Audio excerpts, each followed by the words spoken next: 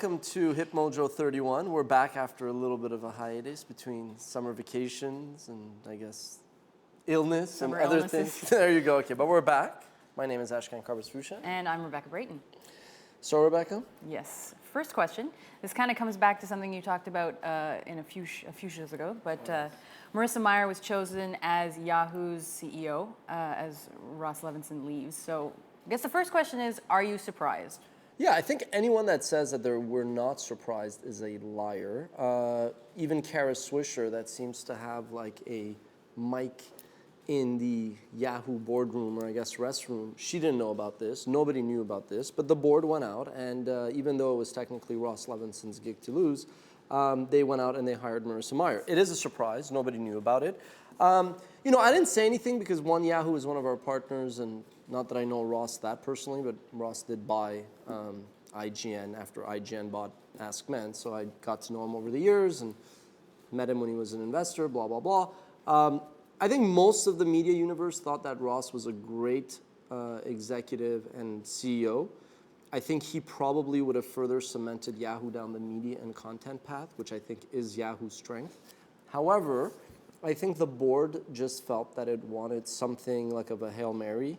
I think they've seen companies like Facebook, Twitter, Foursquare, all these tech companies, Instagram, come along and build these, at least on paper, billion-dollar valuation businesses. And they just feel like someone with Marissa Mayer, who's going to take the company down the path of products and technology, that was the answer to create more value. Yahoo, after unloading some of the Asian assets, is going to be worth about, whatever, is worth right now about $19, $18 billion. After those assets are shed, it's going to be worth less, but it's going to have a lot more cash on hand. So I just feel like the board wanted to give it one last shot at going for the big tech renaissance. Personally, I think Marissa Mayer is a hell of an executive, accomplished, can't say anything wrong. And actually, just to be perfectly honest, I think it was a bit of a very interesting choice because she's a woman and she's pregnant. So who was going to come out and say this is a bad idea? I'm just, playing devil's advocate to some extent.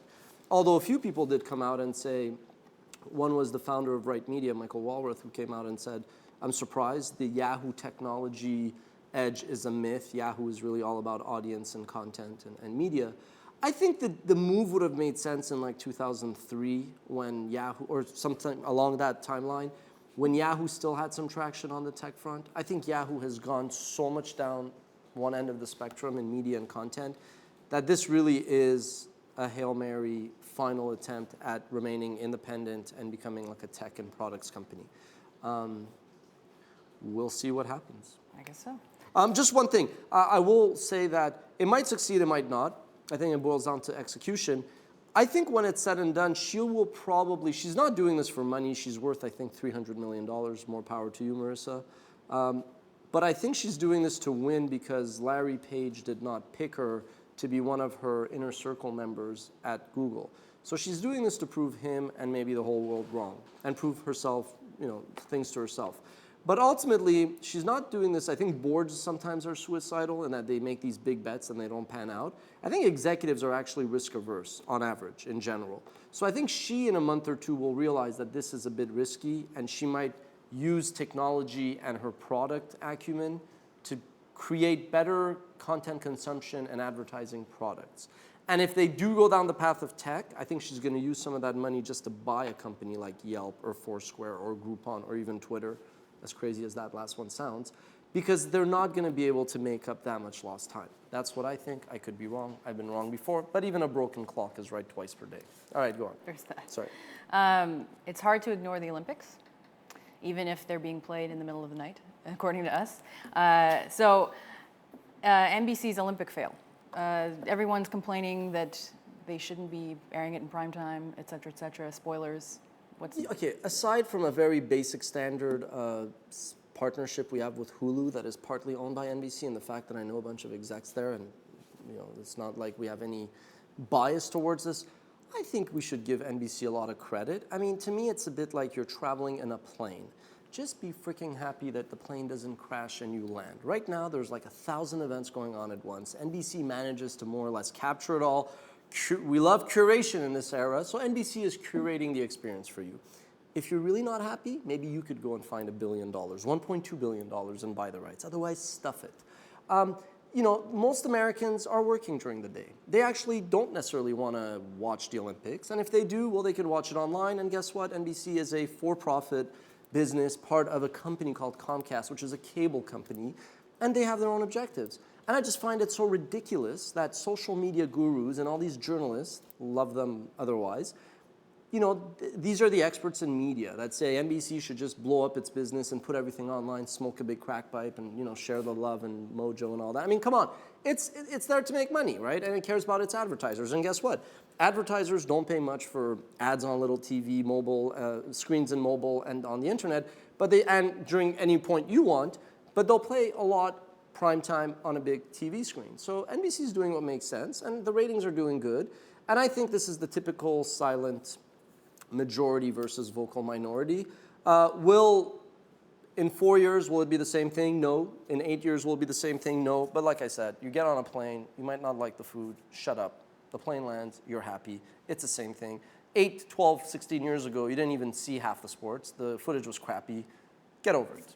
Well, all right, I'm feeling better. They do have the ratings, so. They do have the ratings, yeah. So Ernst & Young, this is your time to toot your own horn, nominated you as Entrepreneur of the Year in the media category. So do awards and nominations for startups and entrepreneurs matter? Okay, cliche notwithstanding, I always juxtapose that by saying it is really a testament to the team. I mean, I think I could say whatever I want and have any kind of, this is what we're going to do, and let's face it, nobody listens to me, so the fact that they're sort of gave us this nomination, it is for the company, which is great. I actually think when this happened, I thought of the Vince Lombardi quote. You know, you guys know I like sports analogies. Vince Lombardi, former legendary coach of the Green Bay Packers, he says the score is for the other guy that you're facing, or it's for the guys in the audience. You just care about the little plays and you just care about winning. It's the same thing. Usually I'd say it doesn't matter, and I don't mean that with any disrespect to Ernst & Young. I just think these things are nice, and there's a lot of companies that don't take the time. We've been around for 6-7 years. We've never submitted our application. In this case, one of their folks there suggested us, and we ended up going for an interview, and then we got nominated.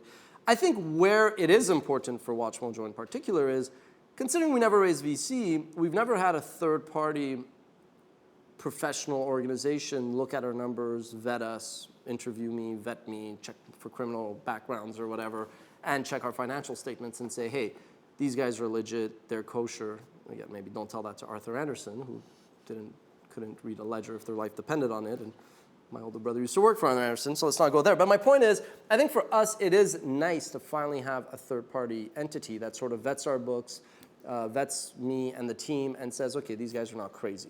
So in that sense, it's good. Otherwise, it's nice, but like we got bigger fish to fry. And I'm not saying that to be all stoic. It just doesn't really make any difference. So how many cliches is that? Bigger fish to fry. Cliches, analogies, preludes. Honored just to be nominated. Anyway. It's all true. We recently announced... I think if we took a shot of whatever every time I used a cliche or something like that, I'd be wasted face down on the floor. Well, which is basically called Fridays here, I'm sorry. Great. So we recently announced that we're opening up our videos to students and professors for free, but I thought our videos were already free. Touche. Okay, yes. Well, so here's one of those things that we didn't necessarily anticipate until we saw a big demand in the marketplace. Yeah, our videos are free on YouTube, on WatchMojo.com, and many other places.